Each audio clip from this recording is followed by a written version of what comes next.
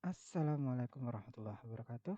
Jumpa kembali dengan saya Trias Arba'in dari SMP Negeri 2 Randuagung. Pada pertemuan kali ini kita akan membahas tentang bangun ruang. Dalam hal ini bangun ruang sisi lengkung.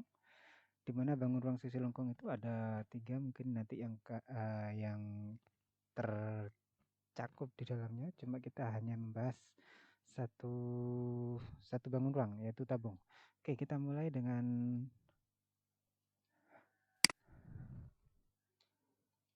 bangun tabung, yaitu bangun ruang sisi lengkung. Dalam hal ini kita akan membahas tentang tabung. Ini perkenalkan, nama saya Trius Arba'in.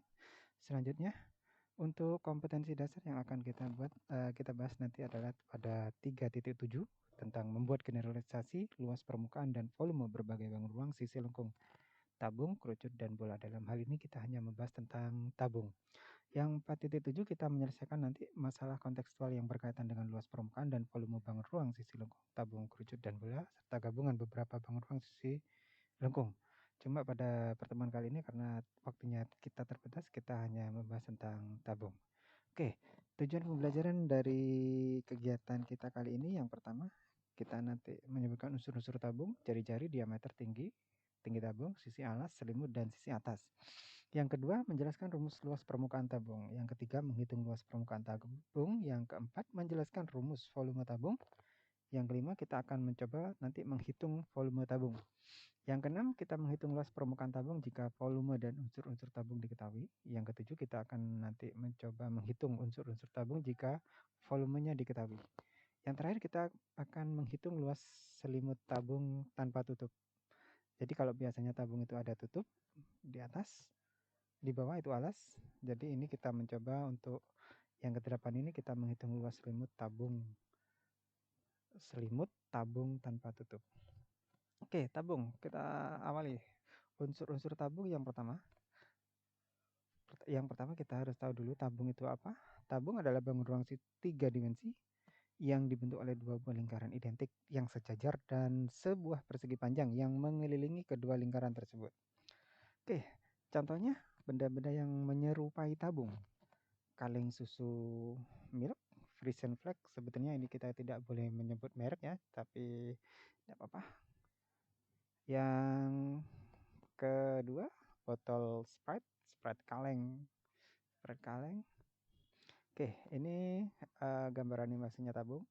Tabung seperti ini. Garis putus-putus ini dalam arti adalah garis yang berada di dalam ruang. Tutup tabung itu yang berada di atas.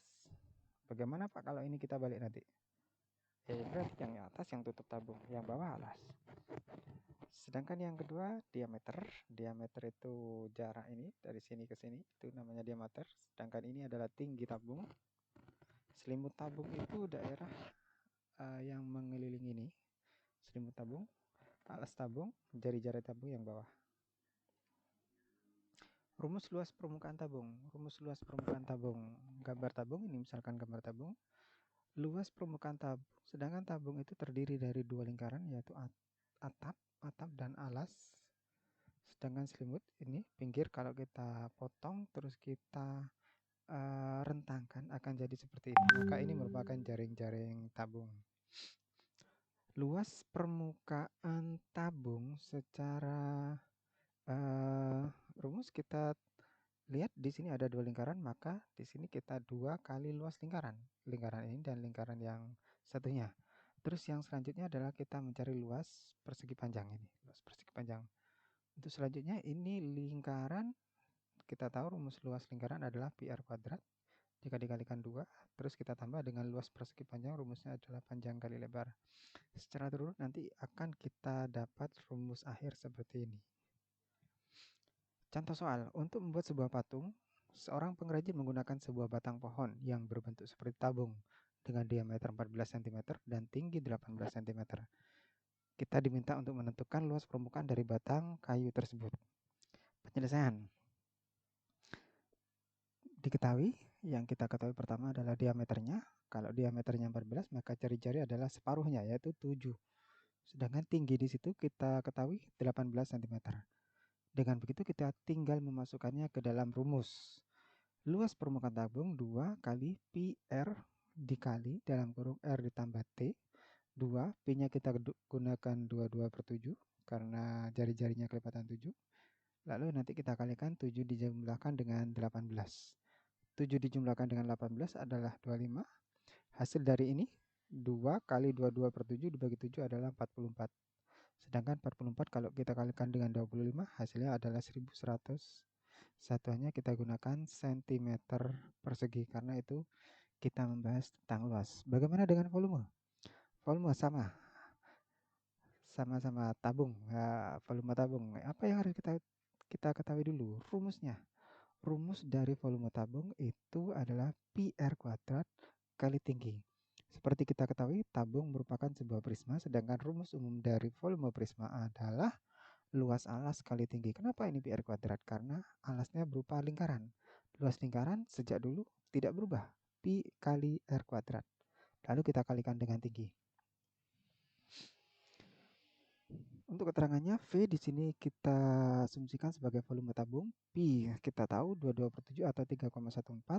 R adalah jari-jari alas, R atau setengah diameter, T adalah tinggi tabung. Oke, kita masuk pada contoh soal. Terdapat sebuah tabung yang akan diisi air dengan jari-jari sepanjang 7 cm dan tinggi 30 cm. Tentukanlah volume air yang bisa mengisi penuh tabung tersebut. Penyelesaiannya sejauh yang kita ketahui.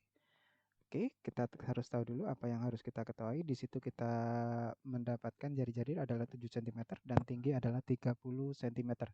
Selanjutnya apa yang harus kita pahami? Rumus, ya. Rumus kita harus tahu dulu rumusnya. Kita tahu dari awal tadi rumus dari volume tabung adalah pi kali R kuadrat kali T. Kita tinggal memasukkan ini. Jari-jari 7, pi-nya.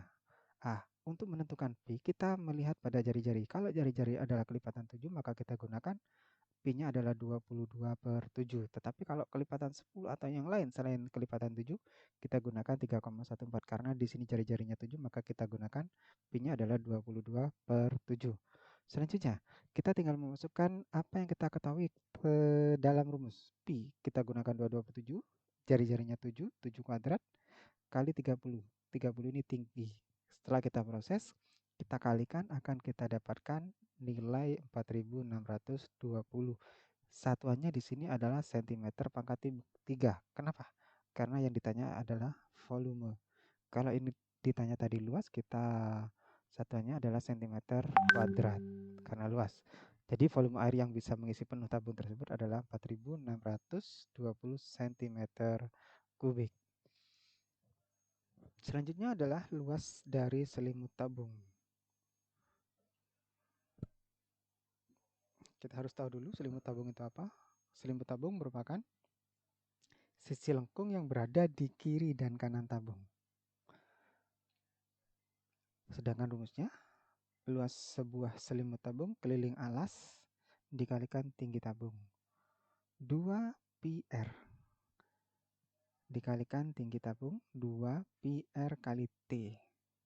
Oke, contoh soal. Diketahui sebuah tabung jari-jari alasnya 7 cm dan tingginya 20 cm. Tentukan luas selimut tabung tersebut. Seperti di awal, kita harus mengetahui apa yang kita dapat dulu dari informasi soal. Jari-jari di situ 7, tinggi 20, yang ditanyakan luas selimut tabung. Selanjutnya kita harus tahu dulu luas selimut tabung, rumusnya 2 pi RT. Kita tinggal memasukkan 2, pi-nya 22/7, R-nya 7, tingginya 20. Tinggal kita kalikan, hasilnya nanti akan ketemu 880 cm kuadrat. Di sini kuadrat, karena di situ yang ditanyakan adalah luas. Jadi luas selimut tabung tersebut adalah 880 cm kuadrat.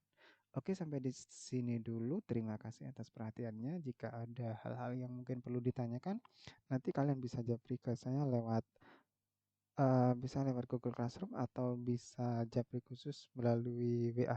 Oke, terima kasih. Wassalamualaikum warahmatullahi wabarakatuh.